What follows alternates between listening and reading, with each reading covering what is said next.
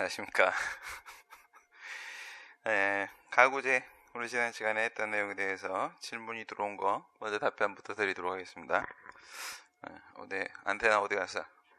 첫 번째 보시게 되면 집행정지하고 가처분의 차이점은 무엇인가? 특히 가금제의 경우에 있어서 집행을 연기시킨다라는 측면에 있어서 집행정지하고 가금제하고 아무 차이가 없는 것 같은데 어떤 차이가 있는가? 이런 얘기를 했는데, 먼저 기본적으로 집행정지하고 가처분하고 한번 비교를 한번 해보도록 하겠습니다. 이렇게 한번 비교를 해보시게 되면은 집행정지가 이렇게 있죠. 가구제 수단에는 집행정지하고 가처분하고 이렇게 두 가지가 있다고 했어요. 그리고 이제 요구소송하고 방어소송하고 두 가지 측면이 있을 겁니다. 방어소송, 침익적인 처분에 대한 방어소송 측면하고 그 다음 수익적인 처분에 대한 요구소송의 측면하고 이렇게 두 개를 비교해 보시게 되면, 첫 번째 방어소송 같은 경우에는 소극적 권리구제 수단이 필요한 부분이죠. 그 다음에 요구소송 같은 경우에는 적극적 권리구제 수단이 필요한 부분이죠. 이거는 따라오시죠. 그래서 침익적 처분 같은 경우에는 그것을 없애버리게 되면 권리구제로 바로 연결될 겁니다. 그 처분이 존재하고 있기 때문에 나의 권리나 이익의 침해를 받고 있는 상황입니다. 방어소송, 철거명령이나 과세처분이나 이런 걸 생각을 해보시게 되면, 그런데 만약에 그것을 제거를 해버리게 되면 그러면 현재 침해당한 권리나 이익이 반대로 회복이 될 수가 있을 겁니다. 그렇기 때문에 방어소송 같은 경우에는 무엇이 있으면 충분한 거고, 소극적 권리구제 수단, 소극적 권리구제 수단이면 충분한 것이고, 그 다음에 요구소송은 이제 거부처분이나 부작위 같은 경우 얘기하는 것이죠. 수익적 처분을 내가 해달라고 했단 말이야. 얘는 침익적인 처분 얘기하는 거고, 침익적 처분이고, 얘는 수익적 처분이고, 근데 거부처분을 당했단 말입니다. 그렇게 되면은 거부처분을 취소하는 것만으로는, 즉 소극적 권리구제 수단만으로는 권리구제로 연결된다라고 볼 수가 없단 말이에요. 나한테 허가처분이 나와야만 비로소 나는 권리구제를 달성시킬 수가 있을 겁니다. 그러니까 이거는 새로운 법률관계를 만들어내는, 새로운 처분을 만들어내는 적극적 권리구제 수단이 있어야지만은 권리구제가 달성이 될 수가 있을 거예요. 그랬을 때 집행정지는 취소소송과 마찬가지로 그 처분의 효력이 없는 상태 또는 없는 것과 같은 상태를 만드는 소극적 효력밖에는 없습니다. 그러면 침익적 처분 같은 경우에는 집행정지만 걸어온다고 하더라도, 소극적 효력만 인정된다고 하더라도 그 소송이 진행되는 기간 중에서 임시적인 구제는 충분히 달성할 수가 있을 겁니다. 그죠? 여기는 충분히 가능하다는 거야. 가능한데 집행정지는 취소소송과 마찬가지인 거니까 이런 구조를 한번 비교를 해봐요. 거부처분이 이렇게 있어요. 수익적 처분을 신청을 했는데 거부가 나왔단 말이야. 이랬을 때 소송하고 심판하고 그 다음에 가구제 수단하고 이렇게 한번 비교를 해보도록 하겠습니다. 만약 여기다가 취소 소송을 이렇게 제기를 했어요. 그 다음에 의무이행 심판 들어가지 말고 취소 심판, 즉 소극적 구제 수단 쪽으로 통일을 시키려고 하는 거야. 취소 심판에 이렇게 존재하고 있고 그 다음 집행정지가 걸려 있습니다. 그렇게 되면 얘들은 소극적으로다가 그 처분이 없는 상태로 만드는 효과밖에는 없습니다. 그런데 여기서 재처분 의무가 인정이 되냐 안 되냐 이거예요. 재처분 의무가 인정되냐 안 되냐.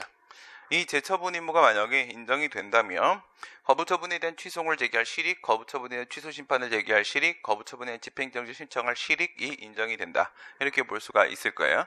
재처분 의무가 부과가 돼야지만 비로소 그 이전의 신청에 대해서 허가를 신청했었잖아. 그럼 그 이전에 신청이 있지? 지금 거부처분을 해놨었는데 거부처분을 지금 제거했습니다. 취소 판결로 제거했고요. 취소 재결로 제거했고요. 집행정지로 거부처분을 제거해놨단 말이에요.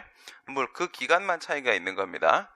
제거를 해놓은 상태에서 재처분을 해줘야지만, 그래야지만 판결의 재결의 결정의 취지에 따라 재처분을 해줘야지만 비로소 적극적인 상태로 나아갈 수가 있을 거야.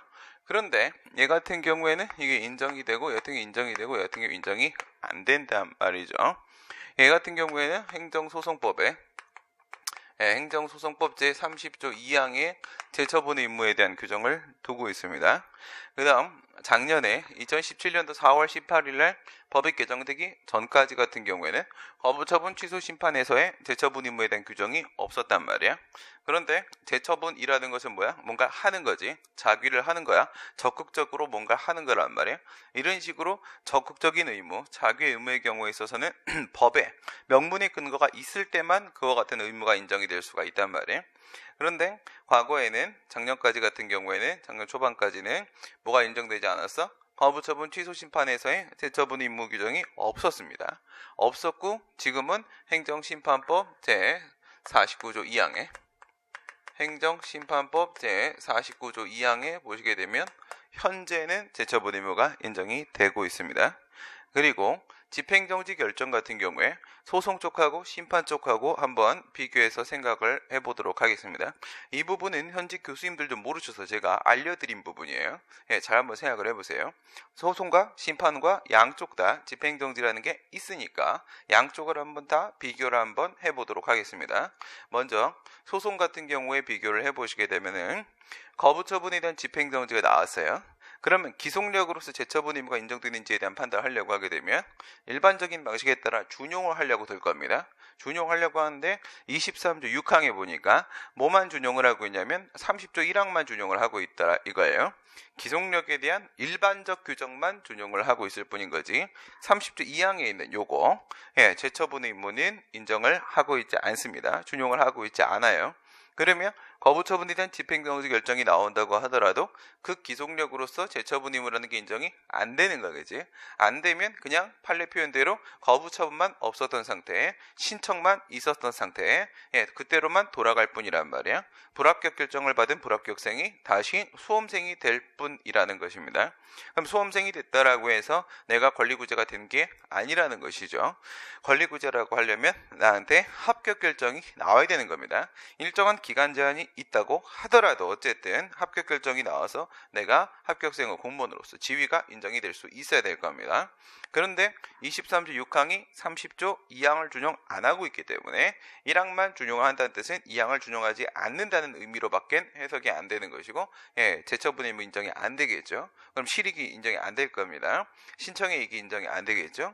그러면 행정심판의 경우 한번 생각을 해보도록 할게요. 행정심판 만약에 작년에 2017년도 10월 19일 시행된 지금의 현행 법령이 들어오기 전까지라고 한다면 거부처분 취소심판에서의 재처분 의무가 인정이 안 되고 있었습니다. 방금 위에 취소심판 쪽에서 설명을 한 대로 작년까지라고 하게 되면 거부처분에 대한 의무이행 심판 쪽에서만 재처분 의무라는 게 인정이 되고 있었고 취소심판 쪽에서는 재처분 의무라는 게 인정이 안 되고 있었어요. 안 되고 있었으니까 집행정지가 준용을 해가지고 오려고 하게 되면 그 기속력으로서 재처분 의무라는 거를 끌어들이려고 한다라고 하게 되면 뭐를 끌어들여야 되냐면 같은 성격을 가지고 있는 친구가 가지고 있는 재처분 의무를 준용을 해야 되는 거거든. 같은 성격이라고 하게 되면 소극적 효력만 인정되는 재결을 우리가 얘기할 수밖에 없고 그게 바로 취소 재결이 된단 말이야. 집행정지 결정, 취소 재결 둘 다 소극적 효력밖에 인정이 안 됩니다. 그쪽에 재처분 의무가 있었다라고 한다면 이거를 준용을 하고 있을까 안 하고 있을까 이런 식으로 소송같이 생각을 하게 될 거야. 소송은 거부처분 취소 판결에 재처분 의무가 있잖아. 있는데 저거를 집행정지로 가져올 거냐 안 가져올 거냐 이런 얘기를 했잖아. 근데 안 가지고 오더라 이거야. 그래서 신청의 이익이 없다라고 했잖아. 같은 방식으로 심판에서도 거부처분 취소 재결에서 재처분 의무가 있어야지만 그것을 끌어들일 것인가 말 것인가 준용할 것인가 말 것인가 문제가 생기는데 작년까지는 거부처분 취소 재결에 재처분 의무라는 게 애당초 없었단 말이야. 애당초 없으면 가지고 올 것도 없는 거잖아. 그죠? 그렇지 않다라고 하게 되면 행정심판법은 30조의 집행정지에 대한 규정을 두고 있습니다. 30조 자체가 재처분 의무를 규정해버리는 방법도 있을 수가 있을 거야. 하지만 행정심판법 30조는 그 어디를 찾아봐도 재처분 의무에 대한 언급은 한마디도 나오지 않습니다. 그러니까 여기도 준용하는 방법밖에 없는 거야. 이 30조 자체가 해결을 해놓고 있지 못하니까. 근데 거부처분 취소 재결의 재처분 의무라는 것 자체가 없었어. 가져올 게 없지. 그럼 지금은 어떠냐 이거야. 지금 같은 경우에는 거부처분 취소 재결에 제처분 의무가 만들어졌단 말이야. 만들어졌으면 이제 그걸 갖고 오면 되는데 또 갖고 오는 뭐가 없어. 연결고리가 없어요. 준용 규정이 없습니다. 현재도 없기 때문에 소송법은 23조 6항에서 그 30조 1항만 준용을 하지 2항을 준용 안 하는 건데, 근데 심판법은 30조에서 그런 준용 규정조차 없어요. 그런 준용 규정조차 없기 때문에 여기서 제처분 의무라는 것을 명문의 근거가 있을 때만 인정되는 제처분 의무라는 게 집행정지에서 심판에 있어서의 집행정지입니다. 절대로 인정될 수가 없는 거야. 무슨 말인지 이해되지? 과거에는 가져올 게 없었고 지금은 가져올 게 있는데 안 가져오고 있는 상태야. 기본 여기서 존재는 제처분 의무 같은 적극적 의무는 반드시 명문의 근거가 있어야만 인정이 될 수 있는 거란 말이야. 그리고 30조 자체가 그것을 해결해 놓고 있지도 않단 말이지. 그러면 여기에는 집행정지에 뭐가 없는 거야. 소송이든 심판이든지 간에 제처분의 의무가 없는 것은 둘 다 매한가지 상황이란 말이야. 소송이든 심판이든. 그러면 여기서 실익이 있느냐 이거야. 이런 것을 과연 제기할 실익이 있을까? 거부처분에 대한 취소소송은 뭐가 인정되니까? 제처분 의무가 인정이 되니까 실익이 있는 거지. 실익이 있는 거니까 여기서는 뭐라고 말을 할 수가 있냐면 협의의 소익이 인정이 된다. 이렇게 말을 할 수가 있겠지. 그래서 우리가 거부처분 취소이라는 걸 인정하는 거야. 만약 여기에 제처분 의무라는 게 없었다라고 하게 되면 소송 요건 중에 협의의 소익이 흠결돼서 거부처분 취소 제기하면 그냥 그 자체로서 각하시켜 버렸을 거란 말이야. 근데 각하하지 않고 본안에 들어갈 수 있다라는 것은 제처분 의무가 있기 때문에 그런 거란 말이지. 그러면 거부처분 취소 심판도 과거에는 없었는데 지금은 인정이 되고 있는 거니까 여기에도 실익이 있는 거겠지. 그러면 행정심판에서는 이런 거를 협의의 심판이익이라고 얘기를 한단 말이야. 심판이익이 인정이 된다는 거야. 그러니까 과거 같은 경우에는 거부처분 취소 심판을 제기하면 제처분 의무가 없었기 때문에 협의의 심판이 금결로 각하 제기를 해야 된다라고 봤었단 말이야. 그런데 지금은 각하를 하지 않고 본안으로 들어갈 수가 있단 말이야. 그 다음에 과거 같은 경우에는 이와 같이 제처분 의무가 없었음에도 불구하고 그 명문의 규정이 없었음에도 불구하고 우리 판례 같은 경우에는 거부처분 취소 심판의 제처분 의무를 인정했어요. 어거지로 인정을 했습니다. 왜 인정을 했었던 거냐면 이거는 제가 예전에도 이야기를 드렸던 것처럼 1984년도가 우리 행정법에 있어서 가장 중요한 해였었는데 그때 행정심판법이 제정이 됐단 말이에요. 그때 행정소송법이 전면 개정됐고 그때 처분이라는 게 처음 등장을 했다라고 했고 행정심판법이 제정이 됐단 말이에요. 근데 심판은 소송을 본따서 만들어 놓은 제도란 말입니다. 그런데 우리 소송법을 전면 개정을 할 때 84년도에 원래는 취소송이랑 무효등황해송이랑 의무이행 소송이 들어가 있었단 말이야. 그거에 그대로 본따 가지고 심판에다가 취소 심판이랑 무효등황해 심판이랑 의무이행 심판을 마련을 해뒀었단 말이죠. 그런데 이 친구는 통과가 됐어. 심판법은 통과가 돼서 취소 심판, 무효등황해 심판, 의무이행 심판이 그대로 남았는데 소송법이 나중에 통과를 시키는 과정에서 맨 끝에 있었던 의무이행 소송을 이거를 삭제를 해버렸단 말이야. 삭제를. 당시에 의무이행송, 사전소송이잖아. 이런 거를 인정을 할 만한 실익이 없다고 본 거야. 우리나라 국민들의 의식 수준 1984년도면 제가 국민학교 2학년이기 때문에 제가 아직 행정법을 안 가르치고 있는 상태니까 사람들이 행정법을 잘 모르잖아. 그렇죠? 지금도 내 수업을 듣지 않는 사람은 행정법을 모른단 말이야. 그러니까 의무이행 소송이라는 것을 인정을 해봐야 아무도 쓰지 않을 거라는 거야. 국민들의 권리의식 수준이 낮다는 거야. 그래서 지워버리고 되도 않는 부작위 파행송이라는 걸 집어넣어버렸단 말이에요. 그러면 여기에 의무이행 심판이 하늘에서 뚝 떨어진 거죠. 무슨 얘기가 되지? 그러니까 소송은 51년도에 만들어져서 운영이 되고 있었던 것이고 84년도에 처음 심판을 시작을 해보려고 하고 있는 것인데 이 심판이라는 제도가 운영이 되기 위해서는 소송 쪽에 뭔가 여러 가지 선례들이 있었어야 돼. 여기서 이런 식으로 활용되는 것이구나. 이게 있어야지 이쪽에서 따라하는 건데 이거 처음 시작하는 거잖아. 따라하는 건데 여기엔 그동안에 의무이행 소송이 있지도 않았거니와 요번에 만들려고 했는데 그거마저 삭제가 됐어. 삭제가 됐으니까 의무이행 소송에 대한 판결이라는 게 하나도 없는 거지. 지금도 역시 의무이행소송은 인정되지 않아. 이 판결밖에 없단 말이야. 의무이행 소송이라는 제도가 어떻게 운영되는지는 아무도 모른다는 거예요. 그건 저는 알고 있죠. 네, 저는 알고 있는 게 그동안의 모든 개정안을 종합해서 저는 학생들에게 의무이행 소송 제도의 모든 제도를 다 알려줍니다. 예, 그런데 여러분들한테 안 알려줘요. 시험 안 나오기 때문에. 저쪽 주관식에 써야 되기 때문에 다 알려줍니다. 의무이행 소송이라는 제도가 어떻게 운영되는지 사람들은 모른다는 거예요. 변호사들이 뭘 알아요, 그렇죠? 걔네들은 판결 없으면 아무것도 못합니다. 변호사는 생각을 하는 애들이 아니에요. 판례 따라하는 애들이야. 판례 따라하는 애들. 판례를 깨려고 시도할 만큼의 머리가 되는 변호사는 1000명 중에 한두 명이에요.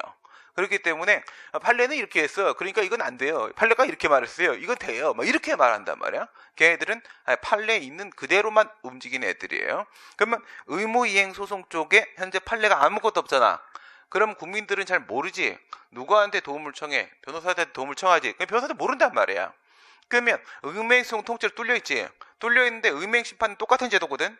예. 그런데 의무이행심판 어떻게 사용하는지 알겠어 모르겠어? 모른다고. 그러니까 84년도에 의무이행심판이 만들어졌는데 만들어지고 나서 94년, 빵 4년, 14년 이렇게 30년 넘게 의무이행심판을 아무도 사용을 안 하는 거야. 아무도 사용을 안 해. 이런 식으로 최근에 몇 건이 나왔어요. 그러니까 의무이행심판이란 거를 어떻게 하는지 모르니까 국민들도 당연히 의무이행심판 청구 안 하는 거고 변호사 쓰고 심판 청구할 때도 의무이행심판이랑 손도 못 대는 거야. 어떻게 하는지 몰라서. 그러니까 사람들이 소송에서 거부처분 취소를 얘기하던 습관이 있으니까 그냥 거부처분 취소 심판을 제기하는 거야. 여기서 의무이행심판은 완전히 사문화돼 버렸죠. 몇십 년간 사문화돼 버린 상태고 여기서 취소 심판에 제처분임이 없어. 명문의 근거 없으니까 그런 거 인정할 수 없어. 협의 심판이 각하야. 이렇게 처리를 해버리게 되면 행정 심판은 요구적 쟁송이 요구 심판 부분이 완전히 뚫려버린다고. 이러면 행정 심판 오직 방어 심판만 있는 거고 요구 심판은 하나도 없는 상태가 돼버리는 거야. 거부처분 취소 심판의 제처분 의무를 인정 안 하는데 무효확인 심판의 제처분 의무 규정이 없었거든. 지금은 그것도 있거든. 그러면 무효확인 심판도 인정이 안 되고 어디에만 있어? 의무이행 심판에만 있는 거지. 의무이행 심판에만 있는 거니까 요구 심판은 오직 의무이행 심판밖에 없었던 거야. 의무이행 심판은 취소 심판이나 무효확인 심판이나 뭐 아니면 부작위 위법 확인 심판이란 걸 만든다고 하더라도 그 어떤 것보다 훨씬 더 실효적이고 훨씬 좋은 제도란 말이야. 근데 아무도 쓸 줄을 모르는 거야. 쓸 줄을 몰라서 취소 심판 제기를 해버리니까 이거 그냥 뒀다가는 행정 심판이 완전히 반쪽알이 나겠구나 싶어서 판례가 그냥 인정을 해버린 거야. 어거지로. 어쩔 수 없다. 심판을 살리기 위해서는 인정을 해왔었던 거야. 하지만 학설에서는 학자들은 뭐라고 봐? 원칙대로 가야지 이거지. 이게 문제가 되면 어떻게 해결해야 돼? 입법적으로 해결해야 되는 거야. 입법적으로. 그러면 행정소송법을 개정을 해서 이렇게 해결을 하거나 아니면 거부처분 취소 심판 쪽을 거꾸로 들어가서 이쪽에 대처분 의무 인정하거나 이렇게 소송법에 의무행송을 도입하거나 그래서 의무행정송이라는 게 어떻게 운영되는지 알려주거나 아니면 의무행송을 소송에 못 도입을 아직 하는 상황이라고 한다면 거부처분 취소 심판을 사용할 수 있도록 제처분 의무를 지금처럼 만들어 주거나 이렇게 해야 되는 것이지 뭐 이런저런 이유가 변명돼 가지고 거부처분 취소 심판에 근거도 없는 제처분 의무를 인정하는 건 인정할 수가 없다는 거야. 그래서 학자들은 계속 각하를 시켜야 된다고 주장을 해왔단 말이에요. 그래서 거부처분 취소 심판 문제가 작년까지 엄청 많이 출제가 됐다고. 이게 중요한 부분이야. 사람들이 주목하고 있었던 부분이고 저딴 걸 인정할 수 있겠느냐 없겠느냐, 제처분 의무가 인정될 수 있냐 없냐, 근거가 없는데 어떻게 인정하냐, 이런 논란들이 발생했던 부분이란 말이에요. 그 다음에 집행정지 같은 경우에는 방금 전에 본대로 소송 쪽에서든 심판 쪽에서든지 간에 제처분 의무라는 게 인정이 안 된단 말이에요. 그래서 판례가 줄곧 하는 얘기가 거부처분 집행정지 나와봐야 얘는 뭐밖에 없어? 소극적 효력밖에 없잖아. 그것을 없는 상태로 만드는 효력밖에 없단 말이야. 그러면 거부처분만 없는 상태로 만들어버리는 거지. 그래서 네가 얻는 게 뭐냐는 거야. 내가 영업허가 신청해서 거부를 받았어. 거부처분에 대한 취소를 제기해서 소송 도중이라도 영업을 좀 하고 싶어. 소송이 2년 3년이 걸릴 것 같아. 그러면 그동안에 그냥 임차료만 내면서 한 달에 수천만 원씩 내면서 이렇게 해서 몇 억을 날려버리게 되면 나중에 돈 벌어서 그거 어떻게 다 메울 거예요. 보전이 안 된단 말이에요. 그렇게 되니까 소송 도중이라도 어떻게 좀 영업을 하면서 하면 안 되겠습니까? 이렇게 하는데 지금 소송법에는 집행정지밖에 없잖아. 그러면 이 거부처분이 소송의 대상이니까 여기다가 집행정지를 신청할 수밖에 없는 거고, 이렇게 했을 때 과연 나한테 임시적 지위를 정해줄 수 있겠냐. 그러면 임시적으로 법원이 뭘 해줘야 되는 거야? 본안 판결이 나올 때까지. 부관이라는 거 뭐지? 이렇게 해가지고 말이에요. 여기다가 임시적인 허가처분을 이렇게 내려주는 거야. 허가처분을 내려주면서 여기다 부관 붙이면 되는 거잖아. 부관으로 뭘 붙이면 되는 거야? 기한에다가 언제까지? 본안 판결이 나올 때까지, 본안 판결 시까지 이렇게 붙여놓으면 되는 거잖아. 본안 판결 시까지 허가한다. 이렇게 해버리게 되면 소송 도중에 내가 영업을 하면서 소송을 할 수가 있는 거잖아. 그런데 이런 허가 처분을 나오게 하려고 한다면 뭐가 인정돼야 되는 거야? 재처분 의무가 인정이 돼야 되는 거란 말이야. 근데 재처분 의무가 인정이 안 되잖아. 그러면 여기는 아무 실익이 없지. 아무 실익이 없으니까 신청의 이익이 인정되지 않는다. 이렇게 되는 거란 말이죠. 지금 거부 처분에 있어서 요구 심판, 요구 소송에 있어서의 취소 소송, 소극적 효력만, 소극적 권리 구제 수단으로서 취소 심판, 집행정지의 상황을 우리가 한번 비교를 해봤습니다. 그러면 보시다시피 집행정지는 어디서? 요구 소송 쪽에서는 무력화되는 거라고. 그렇죠? 여기서 무력화되니까 신청이익이 없어서 신청해봐야 각하돼 버린단 말이야. 각하 결정이라는 게 나오는 거겠지. 사용할 수가 없어. 그러면 밑에 있는 가처분 같은 경우에는 가처분의 내용에는 뭐가 있고, 가금지라는 것이 있고, 그 다음에 가이행이라는 게 있고, 이렇게 얘기했습니다. 임시적으로 금지를 명하는 것이고 임시적으로 지위를 설정해 주는 것이라고 했습니다. 얘는 뭐 하는 거라고? 임시적으로다가 금지를 명령하게 됩니다. 금지를 명령하게 되는 것이고, 얘 같은 경우에는 임시적으로 지위를 인정하게 되는 거야. 영업자의 지위를 인정을 하게 되는 거야. 이렇게 되면은 가금지, 가이행, 가처분은 방어소송 쪽, 요구소송 쪽 모두 다 사용이 되는 것이고, 집행정지는 방어소송 쪽에서만 사용이 되는 것이지. 그럼 여기서 집행정지하고 그 다음에 가처분하고 우리가 비교를 한다라고 하게 되면 어떻게 비교를 해야 돼? 얘네 둘을 이렇게 한번 비교를 하는 방법이 요게 하나가 있을 테고, 그 다음 두 번째, 집행정지는 방어소송 쪽밖에 없으니까 얘하고 이렇게 비교를 하는 방법이 하나가 있을 테고, 이렇게 두 개를 비교하게 되겠지. 그러면 가금지하고 이렇게 비교하면 둘 다 소극적 구제수단으로서 이루어진다라는 점에 있어서는 동일하다는 거예요. 하지만 이 가금지 같은 경우에는 뭐야? 처분이 나왔어, 안 나왔어? 지금 이 가금지는 어떤 본체 소송에 사용하는 거라고 했지? 예방적 금지 소송에서 사용하는 거라고 했지? 예방적 금지 소송의 DNA 자체를, 그 메커니즘 자체를 한번 생각을 해보란 말이야. 나한테 아직까지 관세 처분이 나오지 않은 상태야. 처분이 아직 안 나왔어. 아직 안 나왔는데 그거 나올 것 같단 말이야. 나올 것 같은 거 충분히 알 수 있어요. 왜? 사전 통지 해주거든요. 나한테. 당신한테 이러이러한 이유로 처분을 하게 될 것입니다. 와서 당신의 의견을 제출하십시오. 이렇게 사전 통지를 해줘. 그럼 나올 거 알고 있잖아. 임박했다라는 거 알고 있는데 그건 잘못된 거야. 그럼 나온 다음에 내가 그에 대해서 대응하려고 하면 일이 복잡해질 것 같아. 근데 만약에 예방적 금지 소송이라는 게 있다면 국민들은 당연히 소송을 제기하겠지. 예방적 금지 소송을 제기해서 그 과세 처분이 나오지 못하게 좀 막아주세요 라고 얘기를 할 거야. 그랬을 때 내 말이 맞다라고 하게 되면 법원이 무슨 판결 내려요? 금지 명령 판결이라는 걸 내려주게 된단 말이야. 금지 명령 판결 내리면 과세관청이 어떻게 세금을 부과하냐고. 세금을 부과할 수가 없게 된다고? 그럼 이 사람 권리구제가 된 거잖아. 그러니까 이건 둘 다 방어소송에 대한 문제에서 이렇게 비교를 하고 있는 것인데, 차이점은 얘는 사후적인 구제 방법인 거고 얘는 사전적인 구제 방법인 거란 말이야.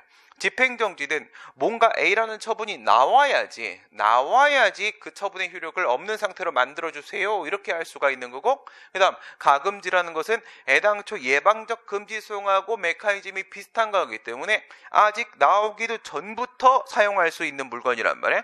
그러면 위에는 사후적인 거고 밑에는 사전적인 거지. 우리가 가처분이라고 하면 뭐라고 얘기해? 사전적 적극적 구제수단이라고 얘기하잖아. 그러면 그 안에는 모두 포함되는 거야? 사전적 소극적 구제수단도 포함되는 거라고. 그러니까 얘는 뭐가 되고 얘는 뭐가 되는 거야?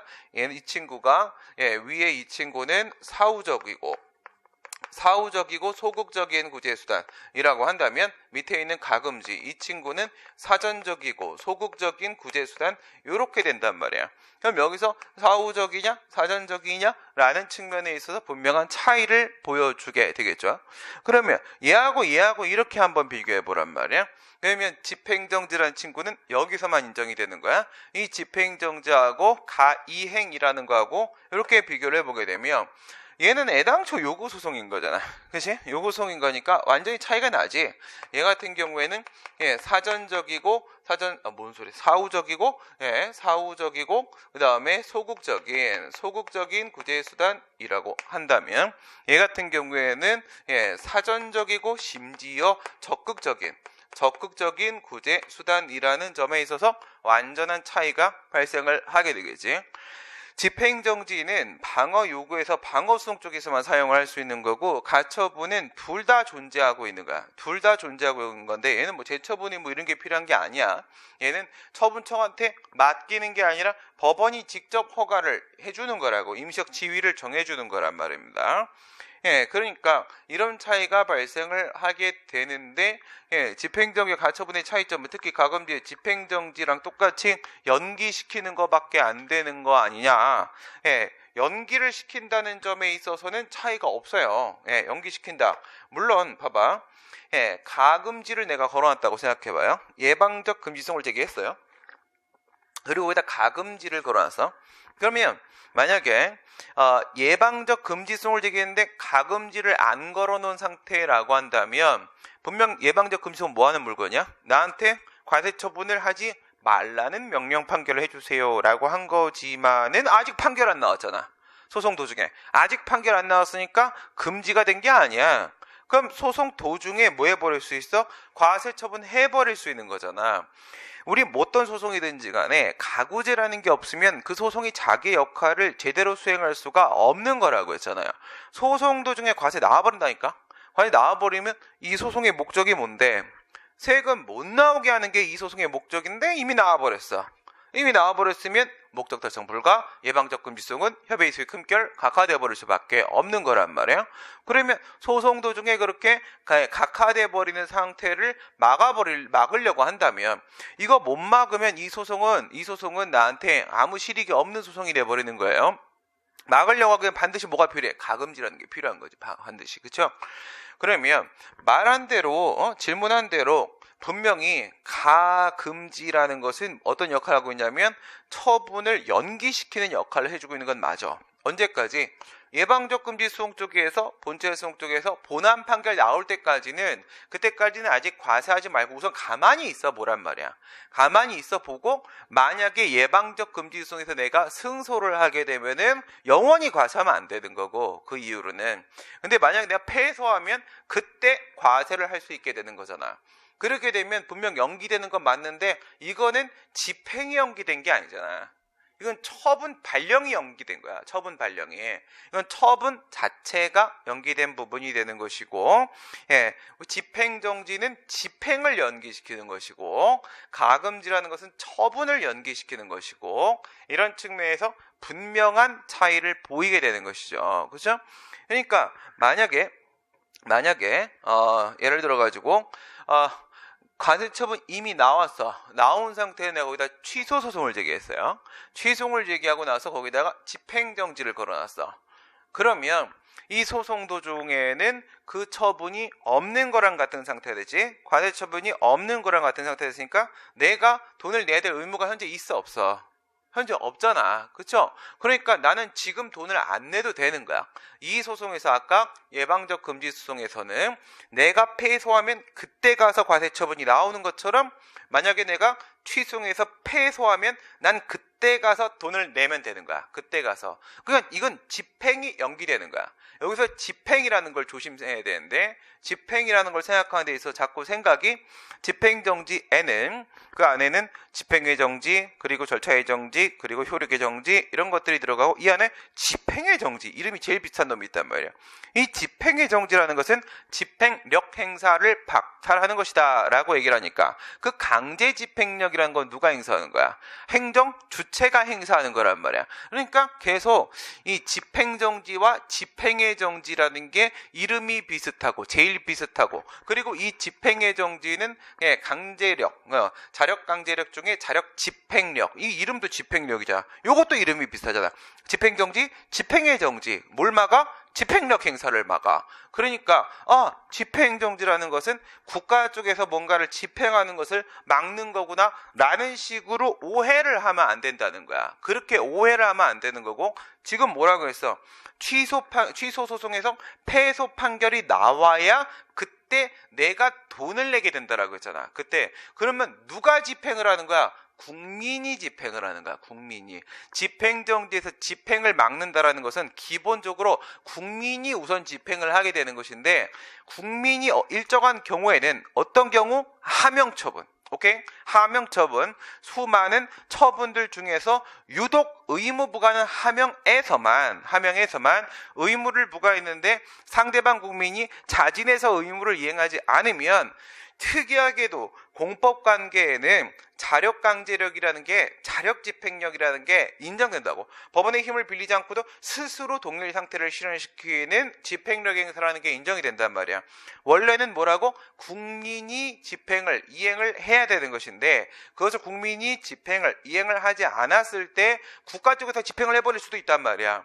이게 뒤에 이 부분이 따라 붙으니까 집행하면 자꾸 국가가 집행한다 이런 식으로 생각을 하는데, 그렇게 생각을 하는 게 아니란 말이죠. 다시, 가금지라는 것은 국가가 처분을 하는 것을 뒤로 미루는 거야. 그 다음 두 번째, 집행정지라는 것은 국민이 집행을 하는 것을 뒤로 미루는 거야. 근데 여기서 국민이 집행을 하는 거 안에는 모두 포함되는 거야.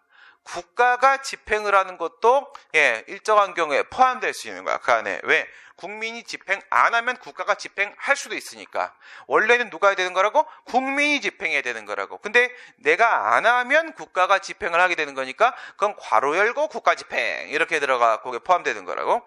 집행을 연기시킨다는 것은 원래는 국민의 집행을 연기시키는 것이고, 괄호 열고 그 안에 내가 X, if not 하고 들어가게 되면 거기에서는 국가의 집행이라는 것이 연기되는 효과도 같이 동반될 수 있다라는 거지. 그럼 차이가 비교가 됐지. 처분의 연기냐 집행의 연기냐라는 측면에서. 그리고 여기서 집행정지하고 가처분의 기본적인 차이점에 대해서 이야기를 해본 거고요. 분명히 다른 겁니다.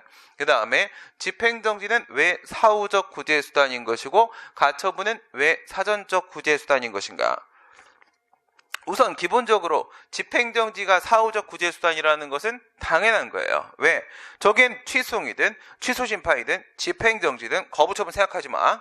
거부처분 생각하지 말고 거부든 소극적 처분이든 아니면 적극적 처분이든 간에 취소송, 취소심판, 집행정지라는 것들은 뭐라고 했어요? 그 대상이 되는 것이 유효한 처분이어야 된다라고. 유효한 작위 처분이어야 된단 말입니다. 그러니까 뭔가 우선 처분이 나와줘야 되는 거야. 처분이 나와줘야지. 처분이 나와서 효력이 발생해. 태어났어. 그 다음에 효과가 발생해. 일을 하고 있어. 이에 대해서 내 취소 판결로, 취소 재결로, 집행정지를 통해서 뭘 하는 거야? 그거를 제거하는 거야.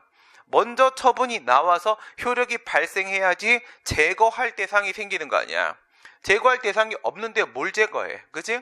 집행정지라는 것은 처분의 효력을 없는 상태 또는 없는 것과 같은 상태를 만들려고 한다면, 그런 목적의 제도라고 한다면 지금은 어쨌든 처분의 효력이 있어야 되는 거란 말이야. 지금은 처분의 효력이 있어야 되니까 먼저 처분이 나왔어야 된다라는 결론이 나오는 거지. 나왔어야 되고 나는 그에 대해서 사후적으로다가 집행정지를 때려버리는 거란 말이야. 이건 사후적인 구제수단일 수밖에 없는 거야. 그런데 가처분 같은 경우에는 왜 사전적 구제수단인 것인가? 여기서 얘기하고 있는 이 가처분을 생각을 해보게 되면, 우선 가금지는 무조건 사전적인 거지. 무조건 예방적 금지성이랑 똑같은 거라고. 아직까지 아무 처분이 나온 게 없어. 근데 여기 법원이 개입해갖고 하지마, 이런 식으로 가금지를 때려버린단 말이야.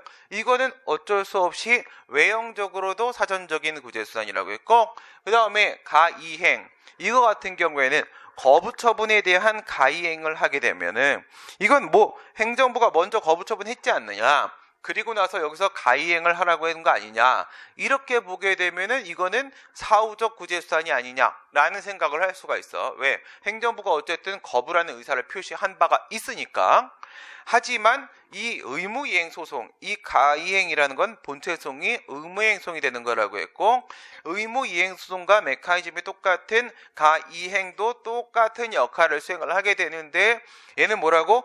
그 거부 처분이 나왔을 때까지의 법령 상태나 사실 상태만 가지고 판단을 내려가지고 의무이행소송에서의 이행명령 판결을 하고, 그 다음에 가처분에서의 가이행 결정을 하고 하는 것이 아니라, 거부 처분이 있었을 때까지의 법령 상태, 사실 상태, 그것만 고려해서 저런 결정이나 판결을 내리는 게 아니란 말이야. 의무행송이나 가이행이라는 것을.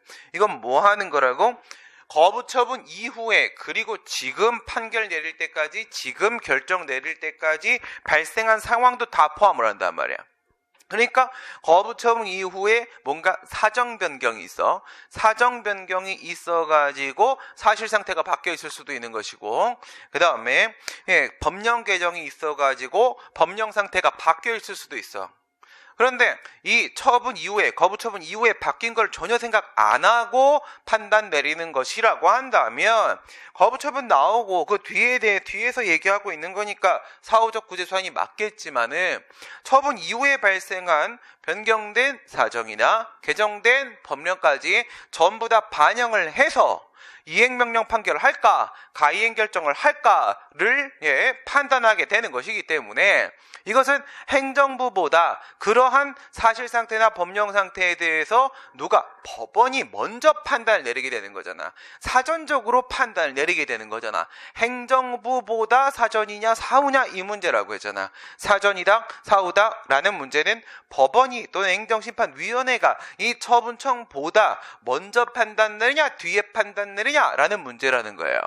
그렇게 치면 이건 먼저 판단 내릴 수 있는 능력, 권한을 가지고 있는 건 거잖아. 그럼 얘는 뭐야? 사전적 구제수단일 수밖에 없는 거야. 얘는 그냥 외형적으로만 봐도 분명히 사전적 구제수단이고, 얘는 딱 보기에는 마치 사후적 구제수단인 것처럼 보여지기는 하는데, 거기서 내가 조심하라고 얘기를 했잖아. 그쵸? 눈에 보이는 걸 보지 말고 보이지 않는 부분을 보란 말이죠. 사전적이라는 것이 오직 언제나 사전적 심사만 한다라고 생각하면 안 된다고 했지. 주머니에 1,000원 있다고 1,000원 다 쓰는 거 아니라고 했잖아. 그러니까 사전적 심사를 할 수 있다라는 것은 사후적 심사는 물론이다, 대는 소를 포함하는 것이다, 이렇게 봐야 되는 거니까, 특별히 법령 개정 사정 변경이 없으면 여기선 사후적 심사만 할 수도 있긴 해. 하지만 법령 개정 사정 변경이 있으면 그것도 심사할 수 있어. 그럼 이건 분명히 사전적 구제수단인 거잖아. 그죠? 사전적 구제수단인 거죠. 우리가 뭐 대학에서 배운 전공을 가지고 뭐 밖에 쓸 게 뭐 얼마나 많겠어 사람들이. 그죠? 그렇지 않다고 해가지고 뭐 대학 안 나온 건 아니잖아. 그치? 나온 건 알고 있는데 쓸 일이 없는 거지. 그치? 특히 뭐 수학과 같은 경우 막 그런 데가 그렇잖아. 뭐 영어야 뭐 왔다 갔다 쓸 수도 있겠지만은, 그치? 뭐 아무 데서나 가갖고 막 대학 수학 이런 거 풀고 미친놈이잖아. 그치? 그런 걸 그렇다 안 나온 거 아니라고, 분명히 나온 거라고. 졸업장 있다고. 알고 있어요. 알고. 이것도 뭐야? 할 수 있다고. 사전적 심사 할 수 있다고. 그런 일이 발생하면 내가 해결할 거라고. 사전적 구제수단 맞다는 거죠. 그 다음에 공공복리에 대한 중대한 영향이 왜 집행정지의 요건이 되는 것인가? 이런 생각을 한번 해봐봐요. 행정소송법에 보면 28조에 사정판결이라는 게 있어. 사정판결이라는 거 한번 볼까? 그거하고 여기에는 요 집행정지라는 거하고 한번 비교를 해봐요. 그래도 우리는 법령집이 그렇게 얇아서 좋잖아. 그치? 얘네 법령집 봐봐. 두껍잖아. 그치? 여기에는 그것도 있고 다 있어가지고 내가 이거 그냥 들고 다니는데, 다 외워야 돼 얘들이. 불쌍하지? 행정소송법 28조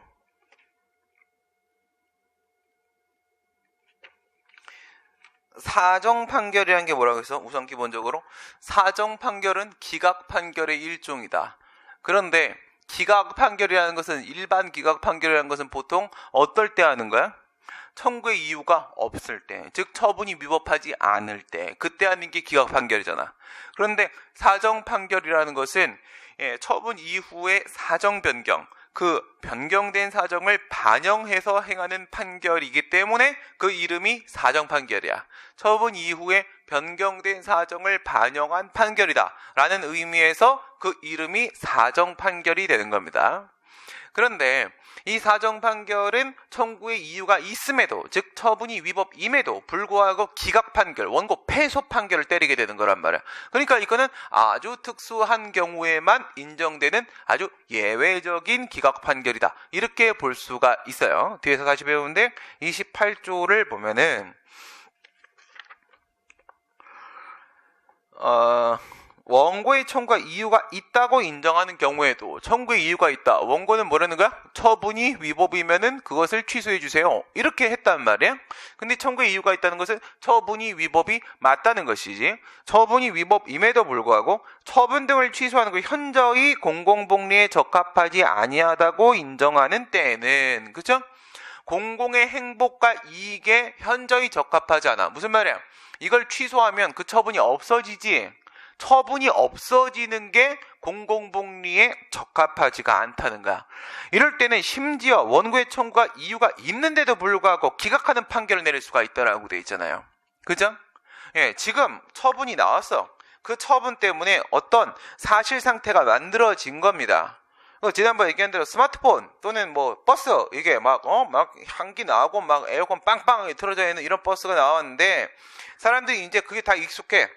이제 옛날 같은 식의 털털거리는 버스를 탄다라거나 지금 와갖고 스마트폰 뺏고 삐삐를 준다라거나 해버리게 되면 경제가 돌아가질 않아요. 지금 상황에 다 이것을 바탕으로 해서 우리가 움직이고 있는 거기 때문에 이거 뺏어버리면 우리 아무 일을 할 수가 없어. 나한테 스마트폰 뺏어버리면 나 책 못 써요. 도서관에 앉아갖고 책을 쓰다가도 법령 찾을 때 계속 이걸 찾는단 말이야. 그럼 나 어떻게? 뭐 옛날처럼 나 고시 공부할 때처럼 막 법정 이만한 거 들고 다녀? 그러면 책이랑 그땐 죽을 뻔했어. 책 한 권이 이만해. 그러면 이제 조금 뭐라도 비교해 보려고 하고 요런 거 한 3권에다가 법전 이만한 거 가방 이만해가지고 사람들은 우리가 이렇게 막 법서를 들고 다니면 자랑하냐? 자랑하는 게 아니라 법을 공부 나도 갖고 다니기 싫어요. 존나 무거워가지고. 근데 이거 뭐 지금처럼 스마트폰에 있어서 법령을 검색할 수가 있어. 뭘 할 수가 있어, 지금은. 지금은 뭐 이북? 막 이런 것도 팔잖아.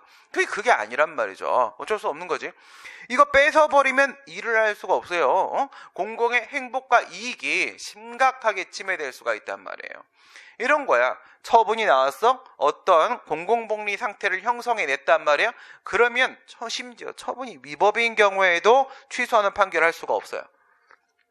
그럼 이 생각을 한번 해봐. 집행정지라는 것은 취소 판결이 나온 거에 미니미 사이즈 정도 된다라고 했잖아. 그 효과를 다 가져가진 못해.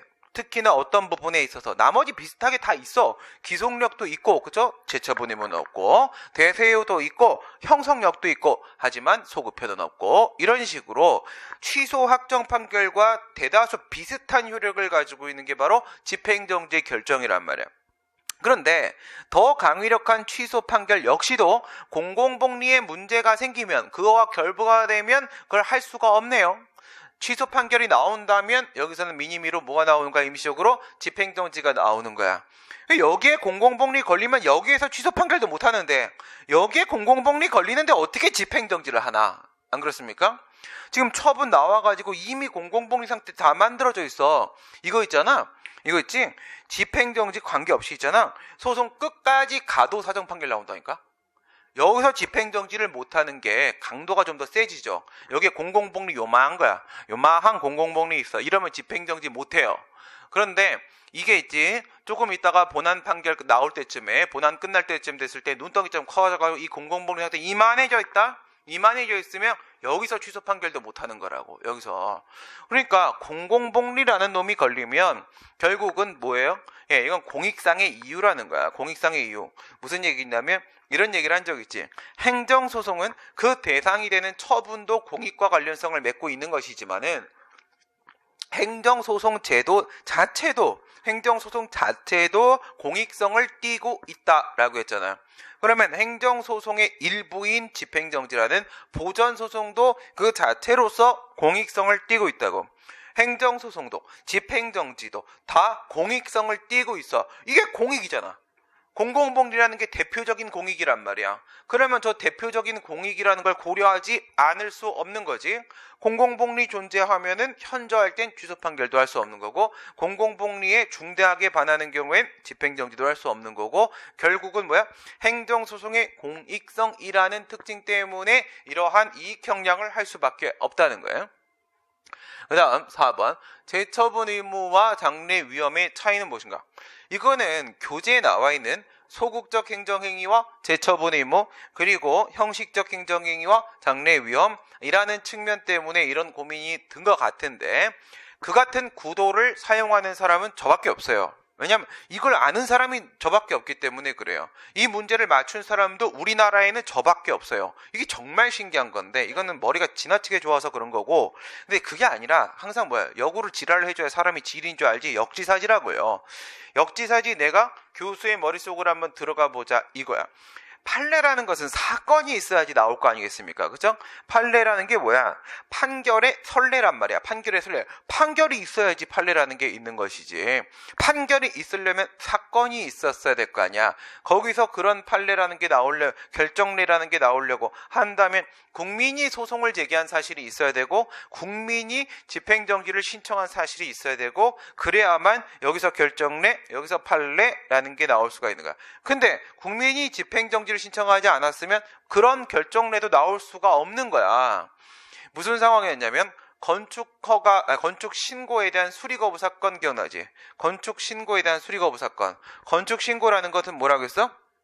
자기완결적 신고라고 했어. 자기완결적 신고라는 것은 그 행정 주체에게 일정한 사실을 알리는 행위를 우리가 신고라고 한다고 했지. 행정 주체가 행정 객체한테 뭔가를 알리면 그런 걸 통지라고 부르게 되고, 행정 객체가 반대로 행정 주체에게 뭔가를 알리면 그런 걸 우리가 신고라고 이야기를 하게 된단 말이야. 그런데 본래적 의미의 신고는 법에 있는 신고라고, 행정절차법 제40조에 있는 신고야. 그 신고는 원래 자기완결적 신고야.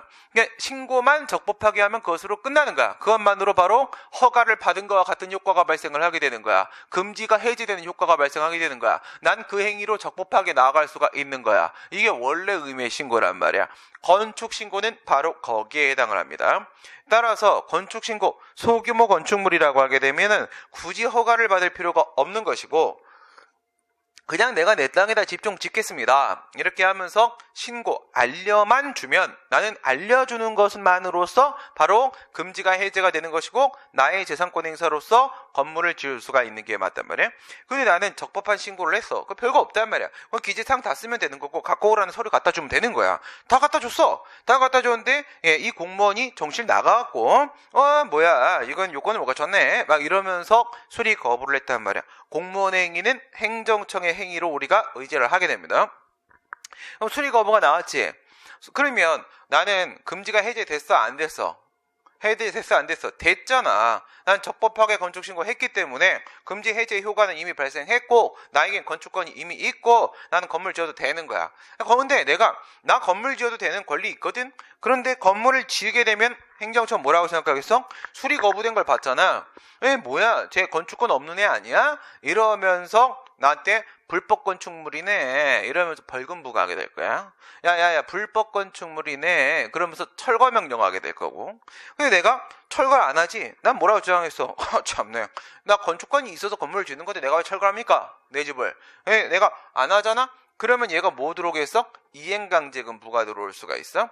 그리고 내가 건물을 지어서 이거 상가 건물이고, 이 상가 건물에서 만약에 내가 여기서 갈비탕집을 이런 걸 하나 열려고 한다라고 하게 되면 관어사업 제한이 나올 수 있어. 관어사업 제한은 뭐야? 우리가 하는 영업의 대다수는 관어사업이란 말이야. 국가한테 허가나 신고를 하고 나서 영업행위를 하게 되는 것인데 그 건물에서 못해! 이렇게 해버리는 게 관어사업 제한이란 말이야.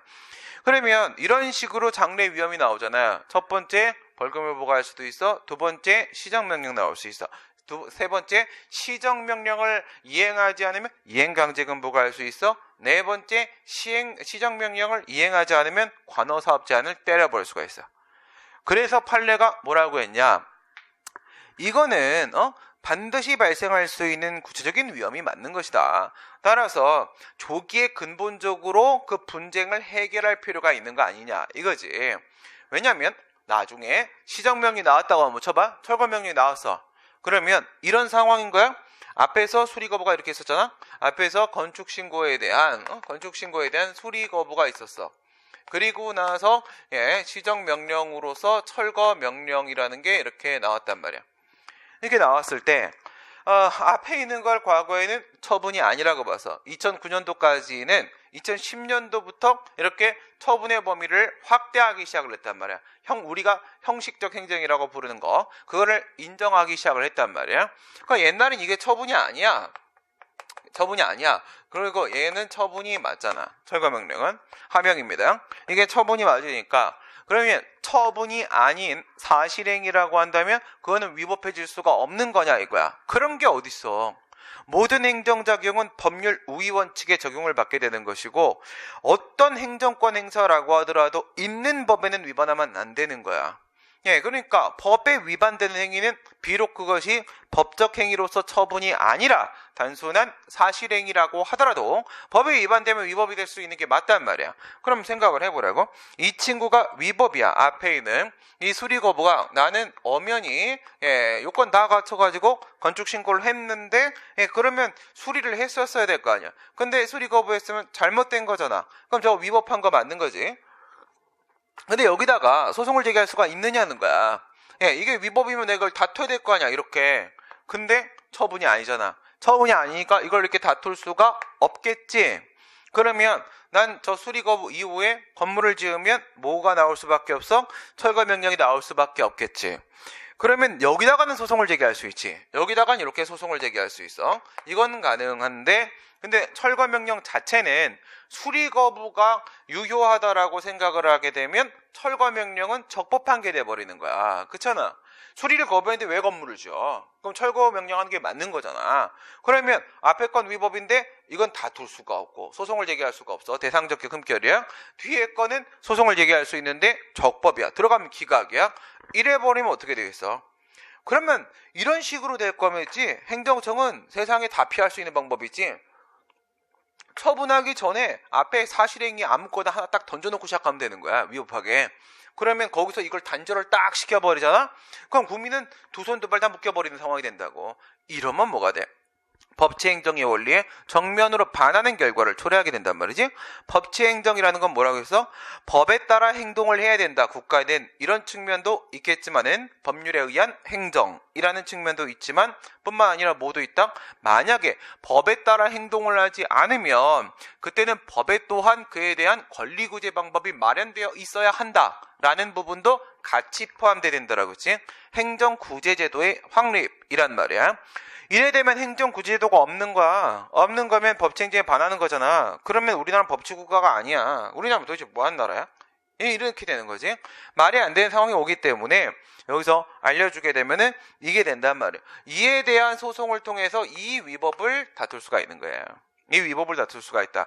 정확하게는 이 표현이야. 정확하게는 소송의 대상은 철거 명령에 대해 소송을 제기하게 되고, 그 안에서 무슨 위법을 주장하는 거야? 수리거부의 위법을 주장하게 되는 거야. 이게 정확한 표현인 것인데 이에 대해서 보통 사람들은 이런 식으로 이야기를 해. 정확하게 이게 맞는 말이 아닌데 두 개를 그냥 같은 말이라고 생각을 해. 무슨 말이냐면 이 위법은 뒤로 승계돼서 얘를 위법하게 만든다. 이렇게도 얘기를 한단 말이야. 그러니까 앞에 게 뭐가 아니면 처분이 아니면, 앞에 게 처분이 아니잖아. 선행행위가 처분이 아니라고 한다면 그걸 다툴 수가 없는 거잖아. 그러면 그 위법을 다툴 수 있는 기회를 보장을 해야 되잖아. 보장을 하려고 하게 되면 그 위법이 후행 처분에 승계된다라고 봐줘야 된단 말이야. 그래야지 후행 처분에 대한 소송에서 그거를 주장을 할 수가 있게 되는 거란 말이지. 그래서 앞에 게 처분이 아니면 뒤에 있는 후행 처분으로 그 하자가 승계된다, 이렇게 보는 게 일반적이고 판례도 이렇게 보고 있단 말이에요. 하지만 정확하게는 이거예요. 정확하게는 여기다 소송을 해서 이걸 다투는 거야. 정확하게는 이렇게 된단 말이에요. 그러니까 옛날 같은 경우에는 2009년도까지는 저런 식으로 처리를 했단 말이에요. 나중에 너 수리거부 당하고 나서 그래, 수리거부 잘못된 거야. 그런데 가만히 있어봐. 건물 지어. 네가 건축권 있다며 임마. 자신 있어. 자신 있으면 지어 임마. 이거지. 그렇게 또 얘기하면 또 자신이 없는 것 같기도 하잖아. 이게 내가 잘못한 건가? 이런 생각도 드는 거 아니야. 그럼 내가 지금 당장 좀 판단을 받아보고 싶지 않겠어? 그치? 법원의 판단 받아보고. 아니, 내가 지었다가 내가 잘못 판단 내린 거 같고 철거당하게 되면 괜히 내가 내 돈 한 3억 들여갖고 집을 하나 지었어. 집을 지었는데 부시는 게 맞대. 아씨. 이래 되는 거잖아. 그럼 지금 받고 싶겠지? 옛날엔 이런 식으로 했었는데 철거명령 나오고 나서 다툴 수 있는 방법이 없다는 게 아니야. 있긴 있는데 나중에 해야 된단 말이야. 나중에. 그러게 되면 벽돌 하나하나 놓을 때마다 내가 얼마나 불안을 하겠느냐 이거야. 이런 문제를 해결하기 위해서 법원에서 우리 대법원이 뭐라고? 판례에서 2010년도부터 그렇게 얘기를 하는 거야. 지금 이런 법리 엄청 많이 적용을 시키거든. 조기의 분쟁을 근본적으로 해결할 필요가 발생하였다. 이러면 게임 끝나는 거야. 그게 우리가 말하는 장래 위험이야. 판례는 다 그런 식으로 표현해. 조기의 분쟁을 근본적으로 해결될 필요가 발생했다. 조기에. 사전에 해결하자 이거야. 사전에.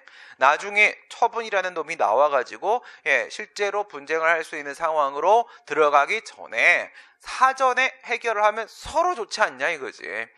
그렇게 해야지 우리나라에서도 사회적 비용을 줄일 수 있는 거 아니겠습니까? 그래서 저 수리거부의 처분성을 인정을 하게 되는 거야. 이게 뭐야? 뒤에 있는 저런 식의 철거명령이라는 장래 위험을 방지하기 위한 측면에서 형식적 행정이라는 것을 인정을 하게 됐단 말이야. 그러면 이걸 한번 생각해봐. 소극적 행정행위와 재처분 행위, 그 다음에 이런 식으로 장래 위험 방지 필요에 따라서 인정되는 형식적 행정행위와 장래 위험이라는 측면을 한번 두 개를 비교를 해보게 되면 둘 다 어디서 나온 얘기야? 신청의 이익과 관련된 문제로서 등장한 거지. 그치? 신청의 이익, 실익이 있냐? 소극적 행정이 이거잖아. 거부처분. 소극적 행정행위, 여기서 재처분 의무가 없으면 신청이익이 없다, 이 얘기했던 거잖아. 그쵸? 그런데 형식적 행정행위는 지금 이 얘기를 하고 있는 거란 말이야. 근데 그 건축신고에 대한 수리거부 사건에서 실제 판례는 집행정지에 대한 언급을 했을까 안 했을까? 실제 판례는 건축신고에 대한 수리거부의 처분성을 최초로 인정을 했는데 거기서 집행정지란 말은 단 한마디도 언급되지 않았어. 그 사건에서는 집행정지 신청이 없었던 거지. 그러니까 집행정지에 대한 말이 안 나온 거야. 그런데 그 판례를 본 우리나라 행정법의 아버지는 누구야? 그게 나잖아. 이게 대답을 1시간 동안 넘게 이렇게 하고 있는 게 뭐야? 아버지니까 그런 거야. 그치? 삼촌 정도면 이 정도 안 해요. 그쵸? 삼촌 정도면 용돈 주고 가라. 이렇게 하지. 그치?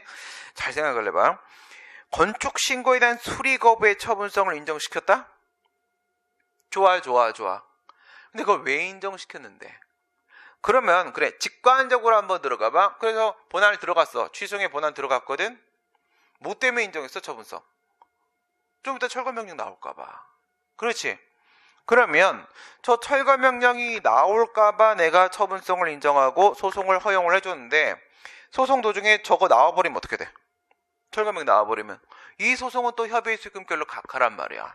그렇겠지? 저거를 막기 위한 소송이란 말이야.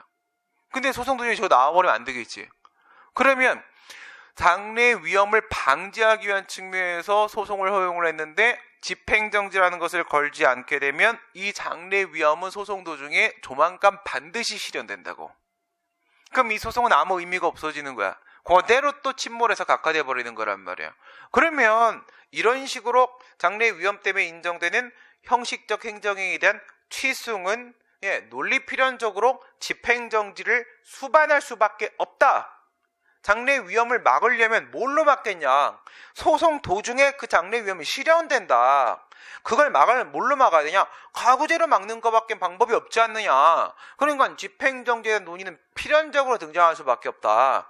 그래서 제가 2010년도에 저 5급 공채 애들 제 행정고시 모의고사 3수단 모의고사에서 이 문제를 내면서 설문 2번 집행정지 가능성에 대해서 논하시오 이렇게 냈단 말이에요. 그리고 그냥 그 해 바로 9월 8월 7월 초에 행시에서 그 문제 그대로 그냥 나오는 거예요. 근데 그게 건축신고가 아니라 출생신고 사건으로 출제가 됐어요. 출생신고도 똑같이 자기한결적 신고고, 이 출생신고를 한 달 안에 안 하잖아? 아기를 낳았는데 아기를 낳았다는 사실을 신고를 안 하게 되면 과태료가 부과된다고요. 가족관계 등록 등에 관한 법률 122조에 따라서 과태료가 부과될 수가 있기 때문에 똑같이 장래 위험 방지 필요한 게 있단 말이야.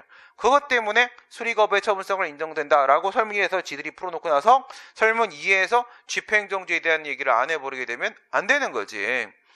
소송 도중에 그거 한 달 지날 거 아니야. 한 달 지나면 과태료 부과될 거 아니야. 과태료 부과 막으려고 이 소송 허용한 건데 과태료 부과되면 이거 각하잖아. 이 소송 뭐하러 제기해 그러면 도대체. 그쵸? 내고 말지 결국 못 피할 건데 씨. 이거잖아. 그러니까 그러면 그때 과태료 씨 나오고 나서 과태료에 불복을 하지. 뭐 사전에 내가 뭐하라고 이렇게 힘들게 소송을 얘기하겠습니까?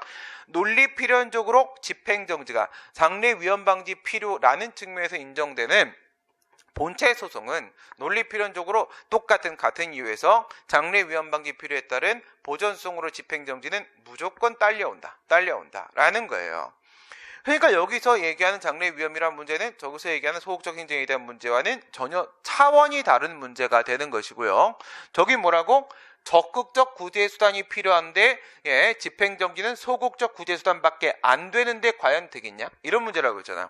이건 장래 위험 방지 필요해서 소송을 제기한 거니까 사전적 구제 수단이 필요한 건데 아직 위험이 발생 안 했잖아. 그런데 이 사후적 구제 수단인 집행정지만 가지고 과연 의미가 있겠니? 라는 문제가 되는 거죠. 집행정지는 뭐야? 사후적, 소극적 구제수단이잖아. 그 중에 사후적 구제수단인데 괜찮아? 소극적 구제수단인데 괜찮아? 라고 얘기하니까 소극적 구제수단만 갖고는 안 돼? 라고 얘기한 거고, 이쪽엔 사후적 구제수단만 갖고도 괜찮아? 왜? 넌 사실 사전적 구제수단의 역할을 스스로 해내고 있어. 왜냐하면 저 장래 위험이라는 게 하늘에서 뚝 떨어지는 게 아니라 이것이 전력이 되어서 발생하는 문제가 되는 것이니까 이 전력이 되는 원인이 되는 부분을 사후적 구제수단으로서 제거하게 되면 저것도 동반 제거된단 말이야. 그러니까 장래 위험, 분명히 물리적 시간으로는 장래의 문제지만 하지만 법적인 측면에서는 얘하고 얘가 원인과 결과의 관계를 맺고 있기 때문에 얘한테는 사전적 구제가 필요한 거지. 얘한테는 사후적 구제면 충분한 거지. 근데 집행정지는 사후적 구제밖에 못하지. 소극적 효력으로서 사후적으로 얘만 딱 제거하면 그럼 괜찮아? 저거 있는데 괜찮아. 요게 제거되면 저것도 같이 죽어.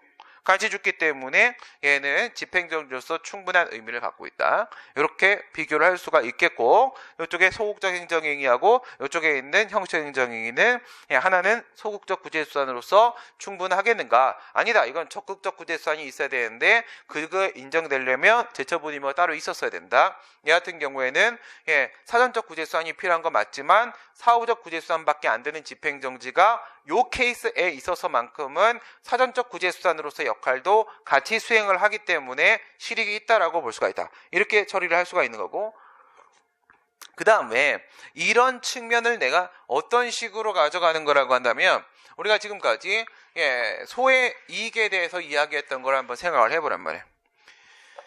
소의 이익에 대해서 이야기를 하게 되면은 우리 진도 언제 나가냐 도대체, 그지? 이거 뭐 역사에 남을 기본 강의다 아주 그냥, 그치? 이 기본 강의로 그냥 평생 울고 먹어야겠다. 난 더 이상 안 할래. 기본 강의 힘들어하고. 봐봐, 대상적격이야. 뭐 내 머릿속에 있는 걸 다 뽑아가려고 그래. 이 머릿속에 있는 거를 만들어내는데 내가 구입한 책만 몇 억이 되겠다. 다 가져가면 어떡해? 이게 있잖아. 이거 봐봐. 반띵. 비록 잘했지? 따라갔어. 여기서 이게 처분 이야. 그 다음에 얘가 행정행위야. 행정행위가 아니야. 이렇게 들어가게 되면 어떻게 되는 거야? 여기서부터 여기까지가 처분이라고 했지. 그치? 그러면 이 오른쪽에 있는 이 빗금 부분 이게 뭐? 여기가 형식적 행정이가 되는 부분이 되겠지? 그 다음 얘는 권리의무에 영향을 미쳐 있는 행위냐 이 문제고, 그 다음 단계에서는 원고의 권리의무에 영향을 미치고 있느냐 원고 적격에 대한 문제로 가면 여기서 이렇게 딱딱딱딱 끊어야 되겠지. 우선은 권리의무에 영향을 미쳐야 될 거 아니야? 그럼 여기서 이제 이걸 다시 반을 이렇게 잘랐잖아. 반을 이렇게 잘라가지고 너는 상대방 이게 되는 거고, 너는 제3자 얘가 이렇게 되는 거고, 이렇게 했을 때 원고 적격 어디까지 인정돼? 상대방 받고 여기서 끝나는 게 아니라 들어가서 여기까지 이렇게 인정되는 거잖아. 이게 제3자 소송이 되는 거겠지?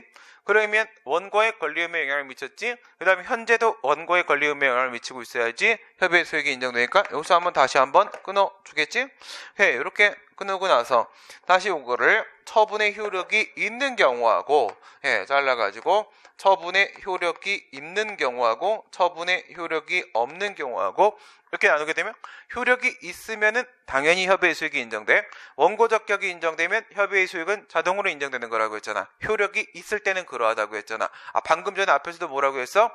처분에 의해서 권리나 이익이 침해되고 있으면 그걸 취소하게 되면 그 침해된 이익이 회복되는 협의의 수익이 있는 거란 말이지.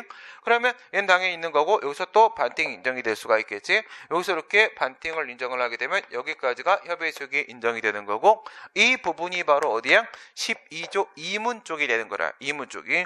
그러면 얘가 소가 되는 것이고 얘가 대가 되는 것이지, 대는 소를 포함한다 이렇게 들어가는 거잖아. 그러면 형식적 행정이 건축신고에 대한 수리 거부, 이 상황을 한번 생각을 해보라고. 그 상황에서 대상적격 얘기를 하고 있지만 사실 마음속에 법원은 무슨 생각을 하고 있었던 거야? 사실은 협의의 수익이 인정되고 있다는 생각을 하고 있는 거잖아. 지금 같은 경우에는 조기에 근본적으로 분쟁을 해결할 필요가 있다는 거야. 뭐를 통해서? 소송을 통해서 분쟁을 조기에 해결할 필요가 있다? 이 소송은 필요하다. 협의의 수익이 인정된다 라고 얘기를 한 거란 말이야. 그러니까 이거 판단하는 건 쉽지가 않아서 잠시 보류하고, 이게 인정되네. 그러면 대상적격도 인정되는 거잖아. 이렇게 처리를 한 게, 이게 바로 협의의 소익에서 대상적격을 끌어내 형식적 행정이 장래 위험에 대한 문제가 되는 거잖아. 그렇다면은 이건 본체 소송으로서의 취소이 되는 것이고, 그치?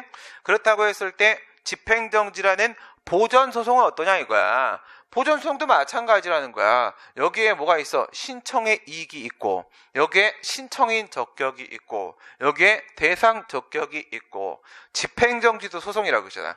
집행정지도 보전 소송이기 때문에 걔네들도 취소의 소송 요건이 있듯이 집행정지에도 그 보전소송을 제기할 수 있는 신청 요건이라는 게 있다고. 걔네들도 대상적격, 신청인적격, 피신청인적격, 신청이익 이런 게 있단 말이야. 거기에 물론 뭐 제소기간 같은 건 없고, 신청기간, 행정심판 전추주의 같은 건 없지만 기본적인 절차 요건은 있단 말이야. 그렇게 했었을 때 여기서 협의의 소익이 사실은 인정된다라는 뜻이었던 거잖아. 처분성이 인정된다고 했을 때. 근데 이 부분에 포함되는 게, 여기서 연결되는 게 바로 뭐야? 집행정지 신청이익이라고. 신청이익. 취소 소송에서 협의의 소익이 인정되는데 DNA가 같은 집행정지에서 신청이익이 부정되는 경우가 어찌 존재할 수가 있겠느냐 이거예요. 그래서 여기서 처분성 형식적 행정이 인정됐으면 집행정지 쪽에는 신청이익이 인정되는 게 당연한 거라고. 왜? 사실 처분성이라고 했지만 결국은 뭐야? 본질은 협의의 소익을 인정했었던 거란 말이지. 그 다음에 처분의 효력을 그대로 두는데 어째서 처분의 효력이 없는 것과 같은 상태라고 하는가? 이거는 집행정지의 내용, 종류를 생각을 해야 되는 거잖아. 집행의 정지가 있고, 절차의 정지가 있고, 효력의 정지가 있고, 이렇게 세 개가 있는 거잖아. 거기서 효력을 그대로 두는 게 아니라고. 효력의 정지는 효력을 없는 상태로 만드는 게 맞아. 효력의 정지는 효력을 없는 상태로 만들고, 다만 집행의 정지와 절차의 정지는 효력이 없는 상태로 만들지는 않는다는 거야.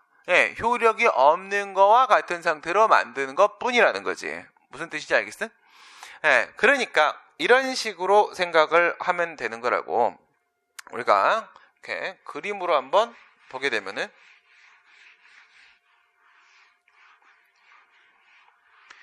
그 처분의 집행을 정지를 시키려고 하게 되면, 집행은 어디서 나오는 건지 한번 생각해봐. 첫 번째, 처분의 효력이 인정이 되면 그 처분에 효과가 발생을 하고 그러면 국민이 그것을 집행을 하게 돼. 그치? 국민이 집행 안 하면 국가가 집행을 하게 될 테고 그러면 지금 여기서 이 집행을 정지시키려고 하는 거잖아. 요 집행을 못하게 만들려고 하게 되면은 효과를 정지시켜야 되고 효과를 정지를 시키려고 하게 되면 효력을 정지를 시켜야 되는 거니까 집행정지의 기본은 효력정지다. 이렇게 말을 할 수가 있겠지. 네, 집행정지의 기본은 효력정지가 되는 겁니다. 그러면 여기서 이제 이런 식으로 보란 말이야. 이렇게 했을 때 우리가 원하는 건 이 부분에 효력, 정지 이렇게 되는 거야. 근데 여기서 왼날개, 오른날개가 이렇게 있더란 말이야. 여기서 이렇게 왼날개가 이렇게 있고 그 다음에 오른날개가 이렇게 있어. 요 라인은 보충적인 라인이야. 여기는 보충 라인. 보충. 다른 방법이 없을 때 사용하는 방법이란 말이야. 이게 왼쪽에 있는 게 바로 뭐냐면 얘가 집행의 정지야. 집행의 정지. 얘가 이제 절차의 정지야. 절차의 정지. 이렇게 되면은 만약에 이쪽에서 올라가 버리잖아. 여기서 1라인 이렇게 올라가게 되면은 이거는 집행력 박탈을 위한 거지. 이게 1번 그 다음에 이쪽 2번 예, 후속 절차를 방지하려고 하게 되면 2번 절차의 정지 이렇게 들어갈 테고 이런 식의 집행의 정지나 절차의 정지로 해결을 하지 못할 때에는 어쩔 수 없이 여기 3번 이렇게 해서 보충적으로다가 집행의 정지로 효력의 정지로 이렇게 올라가게 된단 말이야. 그러면 집행정지나 절차정지는 뭐예요? 여기까지 도달한 건 아니잖아. 여기까지 이렇게 도달한 건 아니기 때문에 효력이 없는 상태까지 간 건 아니라고. 하지만 여기까지 어쨌든 뭐 못 가잖아. 그치? 못 가잖아. 그러니까 효력이 없는 거와 같은 상태를 만들게 되는 거란 말이야. 무슨 말인지 이해가 돼? 그래서 처분의 효력을 그대로 두는 거는 절차의 정지, 집행의 정지 두 쪽이지 항상 그런 것은 아니고 그 다음에 처분의 효력이 없는 것과 같은 상태를 만든다라는 것은 이 효력이 없는 것 같은 상태가 만들어지면 집행까지 연결되지 못하는 것은 똑같기 때문에 그런 거야. 똑같기 때문에. 그러면 이 문제가 완전히 잘 이해가 안 된다면 이 부분에 대한 이야기를 하면서 한번 정리를 한번 해보도록 할게요. 처분의 개념에는 집행과 그리고 심판이 포함되는가라고 얘기를 했는데 이래 말해버리면 끝이 없어져요. 무슨 말인지 잘 봐봐. 행정행위의 종류는 10가지가 있지. 먼저 크게 법률행위적 행정행위하고 준법률행위적 행정행위하고 요래 두 개가 있지. 그 다음에 법률행위적 행정행위는 명령적 행정행위하고 형성적 행정행위하고 두 개가 있고 그 다음에 명령적 행정행위는 자유, 의무와 관련성을 맺고 있고 형성적 행정행위는 권리와의 관련성을 맺고 있고 명령적 행정행위는 의무와 관련성을 맺고 있기 때문에 먼저 하명, 의무를 부과한 놈이 있지. 그 다음에 그 중에 금지, 부작위 의무를 해제시킨 놈이 허가하고 나머지 의무를 해제시키는 놈이 자귀, 급부, 수인, 의무를 해제시킨 놈이 바로 면제가 되는 거지. 그 다음에 새롭게 권리를 창설하는 행위가 특허가 되는 것이고 대신해 주는 것이 바로 대리가 되는 것이고 그 다음에 보충적으로다가 동의를 통해 효력을 발생시켜 주는 것이 인가가 되는 것이고 그 다음 다툼이 있는 법률 사실관계를 확정지어 주는 게 확인이 되는 것이고 공적 증거력을 부여해 주는 것이 공증이 되는 것이고 그 다음 일정한 사실을 알려줘서 법적 효과를 발생시키는 것이 통지가 되는 것이고 사인의 공법행위를 유효하게 받아들이는 것이 수리가 되는 것이지. 그럼 여기서 하명, 허가, 면제, 특허, 인가, 대리, 확인, 공증, 통지, 수리 이 10개에 있어서 집행정지 걸어봐. 첫 번째 하명입니다. 하명, 우리가 계속 얘기했던 철거명령에 대해서 집행정지, 과세처분에 대한 집행정지. 철거명령은 자귀 의무를 부과한 하명이고 과세처분은 급부 의무를 부과한 하명처분이잖아. 그에 대해 소송을 제기하고 집행정지를 건다. 이건 무슨 의미가 되는 거야? 본안 판결 나올 때까지는 내가 철거를 하지 않아도 되는 거지. 집행을 뒤로 연기를 시키게 되는 거라고. 그 다음 본안 판결 나올 때까지 내가 세금을 안 내도 되는 거라고. 그리고 나는 세금을 안 내고 철거 안 해도 되는 거고 내가 세금을 안 내고 철거 안 한다고 해서 국가가 대신 집행을 한답시고 강제징수를 하거나 대집행을 하거나 해서도 안 되는 거지. 국가의 집행도 같이 연기되는 거지. 그 다음에 허가 처분이 나왔다고 쳐봐. 허가 처분이 지난번에 우리 김탁구 사건 뭐 이런 거 한번 생각을 해보란 말이야. 만약에 적법하게 취소를 제기했다라고 생각을 해보게 되면 허가 아니면 건축 허가로 가봅시다. 그러면 건축 허가 우리 집행조 설명에 얘기했을 때 했던 거 건축 허가 처분에 의해서 인근 주민이 소송을 제기하면서 집행정지를 걸어놨단 말이야. 여기서 노림수가 뭐예요? 여기서는 집행정지를 통해서 소송 도중에 그 친구가 건물을 계속 올리는 상황을 막으려고 하는 거잖아. 그래 건물을 다 완공을 지어버리게 되면 이 취소송 같은 경우에는 건물 완공을 막기 위한 취소인데 목적 달성 불가가 돼버려서 각하돼버린다고 했지. 건물 더 짓는 집행을 막으려고 하는 거야. 그 다음에 면제 같은 경우에는 예를 들어서 우리 근로기준법 제46조에 보게 되면 휴업수당 예외 승인이라는 게 나와요. 그러니까 회사가 사정이 안 좋아서 휴업을 했다라고 하더라도 원래의 평균 임금의 70%를 근로자들한테 지급을 해야 된단 말이야. 그런데 이 사용자가 지방노동위를 찾아가지고 예외 승인이라는 걸 받게 되면은 그 돈을 안 줄 수가 있단 말이야. 안 줄 수가 있어. 그러면 근로자들이 그에 대해서 소송을 제기를 하겠지. 예외 승인 취소이란 걸 제기할 거란 말이야. 거기서 이제 소송이 뭐 2년이 걸린다고 쳐봐. 그럼 난 이 취소를 제기했지만 내가 이길 때까지 2년 동안에는 수당 하나도 못 받아. 여기서 집행정지 걸어버리면 어떻게 돼? 예외 승인은 없는 상태가 돼버린 거니까 법대로 나한테 70% 줘야 되는 거야. 그쵸? 그러니까 저 친구가 나한테 사용자한테 수당을 안 주는 상황을 막기 위해서 그걸 막기 위해서 집행정지라는 걸 걸게 되겠지. 특허 만약에 LP 충전 사업 허가를 해줬다라고 쳐봐. 근데 이 지역 안에서는 이 경호자 관계입니다. 여기선 하나밖에는 LP 충전 사업을 못해. 갑이라는 친구가 LP 충전 사업 허가라는 특허를 받고 여기 들어와서 충전 사업을 시작을 했습니다.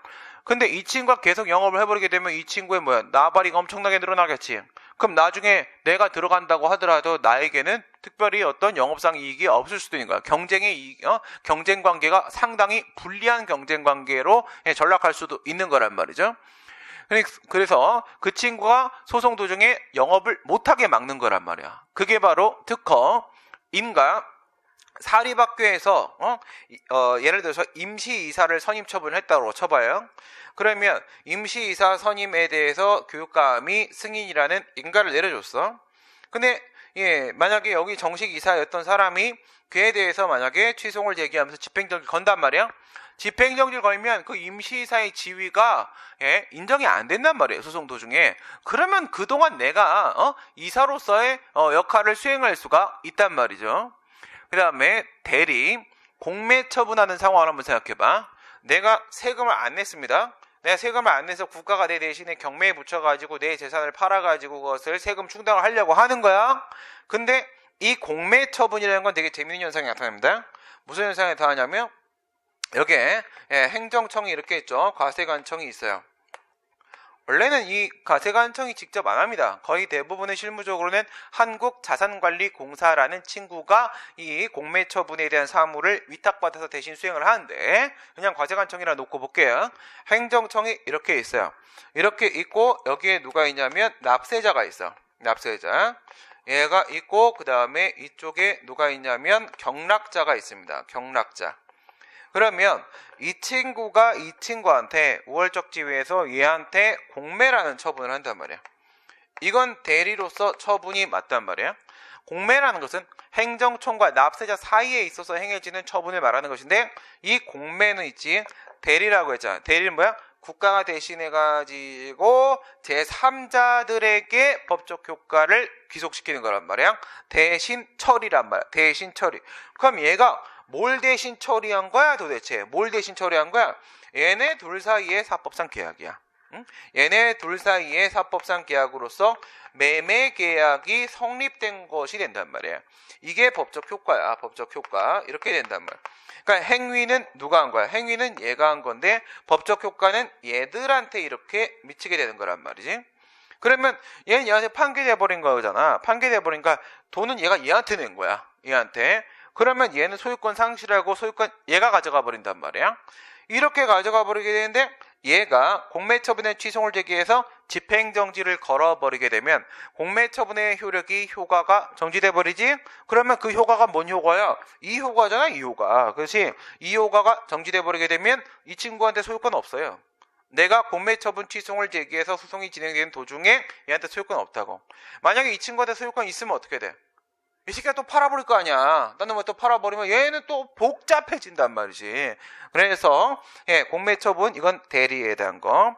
그 다음에 확인, 공증, 통지, 수리 뭐 이런 준법률 행위적 행정행위 역시도 뭐 당연히 마찬가지로 뭐 몇 가지만 한번 볼까? 예를 들어서 산업재해보상보험법상 내가 장애보험급여 지급 신청을 해가지고 장애보험급여 지급 결정이 나왔다라고 생각을 해봐요. 그러면 근로복지공단이 그 근로자, 재해를 당한 장애 근로자에게 돈을 줄 거 아니겠습니까? 보험급여를 주는데 그 보험급여를 줘버리게 되면 무슨 일이 생겨? 회사한테 보험료가 상승한다라고 했잖아. 그럼 회사가 그 보험금 지급 결정에 대한 취소를 제기해야 될 거야. 거기서 만약에 집행정지 걸어버렸다라고 하게 되면 보험급여 지급 결정이 없는 상태로 돼버리는 것이기 때문에 보험료 상승도 멈추게 되는 것이고, 그러면 회사는 원래 내던 보험료만 우선 내면 되는 거야. 소송 도중에. 뭐 이런 것들이 존재할 수 있겠지. 그죠?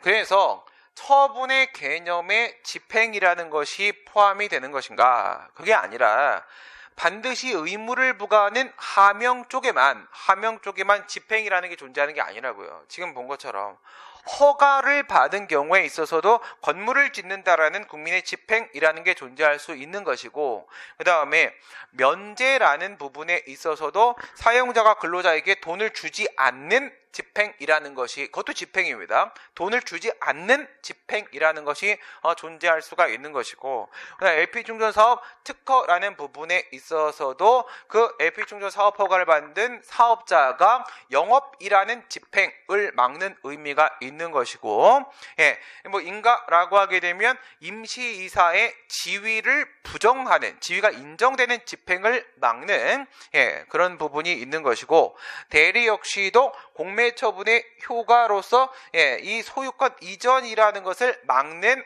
효과가 있는 것이고, 이렇게 이 집행이라는 것은 모든 행정행위, 모든 처분에 있어서 딸려오는 것, 수반되는 것인 거지 개념 안에 포함되는 게 아닙니다. 포함되는 게 아니고, 다만 이런 건 있어요. 그 10가지의 행정행위 중에서 유독 무엇이라고? 하명의 경우에서는 의무를 부과하는 거잖아. 의무를 부과했을 때 상대방 국민 의무자가 집행을 할 수도 있겠지만은 얘가 집행을 하지 않는 경우에는 국가가 대신 집행을 할 수도 있는 거잖아. 그치? 그 대신 집행을 하는 힘을 뭐라 부른다고 했어? 자력, 강제력이라고 부른다고 했지. 그 자력, 강제력이라는 것은 행정행위 안에 포함되는 힘이 맞아요. 자력강제력이라는 것은 공법상 계약 이런 거는 그게 아무리 공법관계 문제라고 하더라도 거기에는 그런 거 없어요. 자력강제력이라는 거 없어요. 그러니까 내가 공법상 계약을 했는데 이렇게 되어 있는 거야. 자기가 언제가 되면은 그때 스스로 철거를 하겠다라고 되어 있어. 그렇게 라고 되어 있으면 있지. 이거 공법상 계약이야. 공익 목적으로 행해지는 국가와 국민 간의 계약이야. 사법상 계약이 아니니까 이거 공법상 의무가 맞긴 하지만, 그리고 이게 만약에 철거를 그 내용으로 하는 거라고 한다면 행정대집행법이라는 법이 마련돼 있기도 해. 그리고 이 상황이 행정대집행법상의 요건도 모두 다 갖추고 있는 상황도 맞다고 하더라도 대집행 못해요. 대집행 못합니다. 왜? 이 의무는 무엇에서 발생한 의무야? 공법상 계약에서 발생한 의무란 말이지. 대집행법이 마련되어 있고 대집행법상의 요건을 모두 갖추고 있다고 하더라도 대집행 못한다고. 이유는 뭐야? 국가 쪽의 집행력, 강제력 있잖아. 국가 쪽의 자력 강제력이라는 것은 행정행위 안에 포함되어 있는 효력이 맞습니다. 구속력이 맞아요. 근데 이건 국가의 강제력 얘기하는 거야. 국가의 강제력. 그냥 일반적인 이렇게 얘기하는 집행이라는 것은 그 행정행위의 처분에 수반되는 상황인 것이지, 결과인 것이지, 그것이 포함되는 건 아니고요. 포함되는 건. 그 다음에 심판이라는 얘기 왜 한 거지? 나도 지금 내려가 잠깐 생각을 해봤는데, 재결에 대한 취소송 얘기하는 게 아닐까라는 생각이 들어요. 재결에 대한 취소. 이런 상황을 생각해봐. 심판의 결론이 재결이잖아. 그죠? 행정심판의 결론이 재결이고 취소의 대상에는 처분과 재결이 모두 다 포함되잖아. 그러면 재결에 대한 취소송에서도 집행정지라는 게 존재하는 게 아닐까라는 식의 생각을 떠올린 게 아닐까. 예, 막고이다 보니까 뭐 그런 생각을 하게 된 게 아닐까라는 생각이 드는데, 봐봐. 행정청이 갑이라는 친구한테 허가를 내줬습니다. 경험관계입니다. 근데 여기서 허가를 받지 못한 을이라는 친구가 갑에 대한 허가에 대해서 취소 심판을 제기했어요. 근데 행정심판위원회가 여기서 취소 재결을 내려줬단 말이야. 그러면 이런 취소 재결에는 소송과 마찬가지로 모두 뭐가 인정된다? 대세효라는 게 인정된다. 그러면 심판의 당사자인 청구인 을과 그 다음 피청구인 행정청 사이에만 이 허가 처분이 없어지는 게 아니라 심판의 제3자인 갑, 처분의 상대방인 갑에게도 역시 허가는 없는 게 돼버리잖아. 그러면 갑의 입장에서는 이 취소 재결에 의해서 이익 침해를 받은 게 확실하단 말이지. 그러면 이 재결의 제3자인 처분의 상대방 재결의 제3자인 갑의 입장에서 그 처분 취소 재결에 대한 취소 소송을 제기하게 될 거란 말입니다. 그럼 취소를 제기했는데 여기서 집행정지 걸어보라고. 그러면 재결에 대한 집행정지를 건 거잖아요. 지금은 취소 재결이 있기 때문에 갑은 이제 허가를 안 받은 게 됐어요. 안 받은 게 되면 영업을 할 수가 없는 거죠. 근데 내가 여기다 취소 재결에 대한 취소를 제기해 놨고 거기서 집행정지를 걸게 되면 그 재결이 없는 상태가 되어버린다고. 그 재결이 없는 상태가 되면은 기존에 있었던 이 친구의 허가의 효력이 다시 인정될 수가 있는 거란 말이야. 그러면 갑은 그 취소 재결에 대한 취소 소송 도중에 영업을 하면서 소송을 할 수가 있게 되는 거잖아. 그러면 재결에 대한 취소에서도 집행정지라는 것은 분명히 존재할 수 있다. 오케이? 네, 아무튼 이거 갖고 막 거의 한 2시간 써먹었네. 다 끝나. 오늘 수업 하나도 못했어. 네, 그래서 가구제 가지고 지금 이틀 썼습니다. 이틀. 거의 뭐 질문에 답변 이 정도로 하고 조금 더 진지하게 고민을 해보고 또 모르는 거 있으면 다음에 물어보고 잠깐 쉬었다가 오늘 진도 나가도록 하겠습니다. 10분간 휴식, 50분에 시작하겠습니다.